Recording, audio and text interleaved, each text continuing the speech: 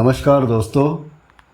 आज की इस बड़ी रिपोर्ट में हम बात करेंगे उन 6 बड़े फैसलों की जो आज 1 जून 2026 से पूरे देश में लागू हो गए हैं।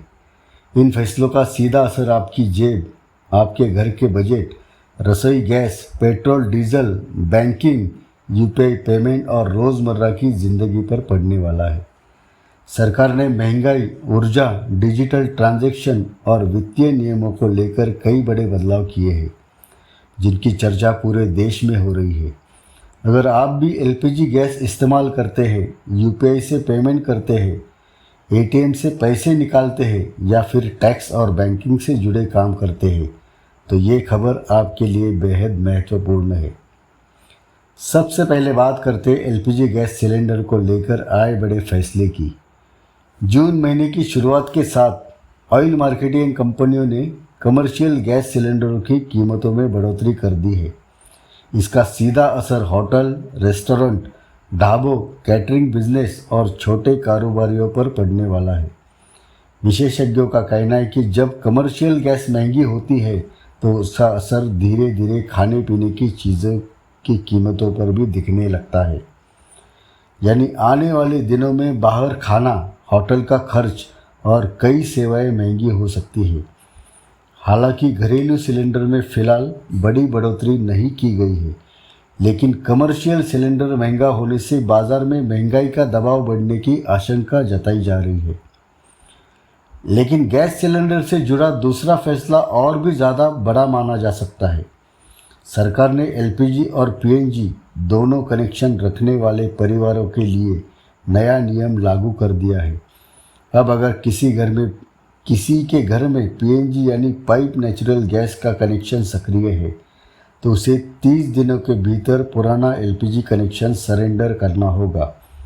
सरकार का कहना है कि इससे गैस वितरण व्यवस्था ज़्यादा पारदर्शी होगी और ज़रूरतमंद परिवारों तक गैस की सप्लाई बेहतर तरीके से की जा सकती है।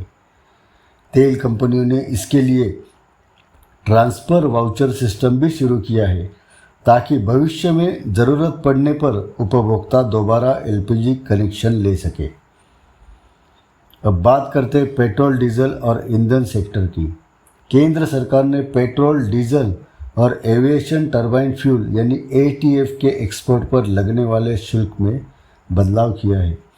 सरकार का कहना है कि इससे ऊर्जा क्षेत्र को राहत मिलेगी और निर्यात को बढ़ावा मिलेगा। पेट्रोल के एक्सपोर्ट पर ₹1.5 प्रति लीटर और डीजल के एक्सपोर्ट पर ₹3 प्रति लीटर की कटौती की गई है। वहीं एटीएफ पर भी टैक्स कम किया गया है। हालांकि आम जनता की नज़र अभी भी घरेलू पेट्रोल और डीजल की कीमतों पर बनी हुई है, क्योंकि अंतर्राष्ट्रीय बाजार में कच्चे तेल की कीमतें ऊंचे स्तर पर बनी हुई है। कई शहरों में पेट्रोल ₹100 प्रति लीटर के ऊपर और डीजल ₹90 से ज़्यादा बिक रहा है। ऐसे में परिवहन लागत बढ़ने का खतरा बना हुआ है, जिसका असर सब्जियों से लेकर रोज़मर्रा के सामान तक पड़ सकता है। अब बात उस बड़े फैसले की जो करोड़ों डिजिटल पेमेंट यूज़र्स को सीधे प्रभावित करने वाला है। यूपीआई सिस्टम में आज से बड़ा बदलाव लागू हो गया है। अब जब भी आप गूगल पे, फ़ोन पे, पेटीएम या किसी भी यूपीआई ऐप से किसी को पैसा भेजेंगे तो पिन डालने से पहले सामने वाले व्यक्ति का बैंक रिकॉर्ड में दर्ज असली नाम स्क्रीन पर दिखाई देगा। सरकार और एनपीसीआई का कहना है कि इससे ऑनलाइन फ्रॉड, फर्जी क्यूआर कोड और गलत खाते में पैसा भेजने जैसी समस्याओं में बड़ी कमी आएगी।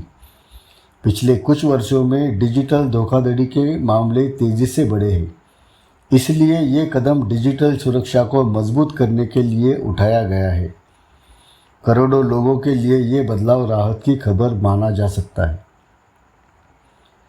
अब बैंकिंग सेक्टर की बात करें तो कई बैंकों ने एटीएम और नकद जमा से जुड़े नियम बदल दिए हैं। पहले जहां हर महीने सीमित संख्या में मुफ्त एटीएम ट्रांजैक्शन की सुविधा मिलती थी, अब कई बैंकों ने उस सीमा को और सख्त कर दिया है। अगर कोई ग्राहक तय सीमा से ज़्यादा बार एटीएम का उपयोग करता है, बैलेंस चेक करता है या मिनी स्टेटमेंट निकालता है तो उसे ज़्यादा चार्ज देना पड़ सकता है। कुछ बैंकों ने छोटे नोट और सिक्के जमा करने पर भी नई सीमाएं लागू की है, यानी बैंकिंग सेवाओं का इस्तेमाल करने वालों को अब पहले से ज़्यादा सतर्क रहने की ज़रूरत होगी। इसी के साथ पैन कार्ड और टैक्स से जुड़े नियमों में भी बदलाव किया है। सरकार ने कुछ मामलों में राहत ज़रूर दी है, जबकि बड़े वित्तीय लेन देन पर निगरानी और सख्त कर दी है। 50,000 रुपये तक नकद जमा के मामलों में कुछ ढील जरूर दी गई है, लेकिन 20 लाख रुपए से ज़्यादा की संपत्ति खरीद, बड़े गिफ्ट ट्रांजैक्शन और कई वित्तीय गतिविधियों के लिए पैन कार्ड अनिवार्य रहेगा। वही जिन करदाताओं की अनुमानित टैक्स देनदारी 10,000 रुपये से अधिक है, उन्हें 15 जून तक एडवांस टैक्स का पहला हिस्सा जमा करना होगा, नहीं तो उन पर जुर्माना लग सकता है। अब बात करते सोलर सेक्टर और अर्थव्यवस्था से जुड़े एक और बड़े फैसले की। सरकार ने ALMM यानी approved list of models and manufacturers के नियम को पूरी तरह लागू कर दिया है। अब सरकारी योजनाओं और सब्सिडी वाले सोलर प्रोजेक्ट्स में केवल मान्यता प्राप्त कंपनियों के सोलर पैनल और मॉड्यूल ही लगाए जा सकेंगे। सरकार का दावा है कि इससे गुणवत्ता बेहतरी होगी और घरेलू निर्माण को बढ़ावा मिलेगा। हालांकि उद्योग विशेषज्ञों का कहना है कि शुरुआत में सोलर पैनलों की कीमतें बढ़ सकती है और कुछ परियोजनाओं की लागत भी बढ़ सकती है। इन सभी फैसलों को अगर एक साथ देखा जाए तो साफ दिखाई देता है कि जून 2026 की शुरुआत आम जनता के लिए कई बड़े आर्थिक बदलाव लेकर आई है। गैस सिलेंडर से लेकर पेट्रोल डीजल तक, UPI से लेकर ATM तक और टैक्स से लेकर सोलर सेक्टर तक हर क्षेत्र में नए नियम लागू हुए हैं। अर्थशास्त्रियों का मानना है कि कमर्शियल गैस और परिवहन लागत बढ़ने से आने वाले महीनों में महंगाई का दबाव बढ़ सकता है। वही सरकार का दावा है कि डिजिटल सुरक्षा, ऊर्जा प्रबंधन और वित्तीय पारदर्शिता को मजबूत करने के लिए ये फैसले ज़रूरी थे।